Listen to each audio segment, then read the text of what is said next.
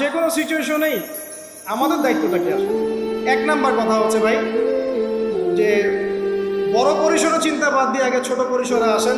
নিজের ব্যক্তি জীবন আগে ইসলাম প্রতিষ্ঠা করেন, নিজে আগে পড়াশোনা করি, দিনের জ্ঞান অর্জন করেন, পড়াশোনা করেন, যে লাইনেই পড়াশোনা করছেন করেন, কিন্তু ইসলামটাকে, ইসলামের ফরজ ওয়াজিব সুন্নত মুস্তাহাব শেখেন। ডাক্তার ইঞ্জিনিয়ার হওয়ার কোনো আপত্তি নাই, বড় পলিটিশিয়ান হন, ইকোনমিস্ট হন, কোনো আপত্তি নেই, বাট ইসলামের বেসিক নলেজটা অর্জন না করে মৃত্যুবরণ করেন না। দুই নাম্বার, কোরআনকে সময় দেন, কোরআনটাকে স্টাডি করেন, হাদিসটা স্টাডি করেন, আল্লাহ পাক তৌফিক দান করুন, আমিন। এরপরে আমল বাড়িয়ে দেন, আমলটা বাড়ায় দেন। এখন সময় থাক 100 বছর, 500 বছর বা 2 বছর, আমল বাড়ায় দেন। আপনার আমল আপনার সাথেই, কেউ কারো কবরে যাবে যাবে, অতএব আমল বাড়িয়ে দেওয়ার চেষ্টা করি, আল্লাহ পাক তৌফিক দান করুন। আমল বাড়ানোর সবচেয়ে সেরা পদ্ধতি হচ্ছে রাসূল সাল্লাল্লাহু আলাইহি ওয়াসাল্লামের সুন্নাহ মতো জীবন গড়া।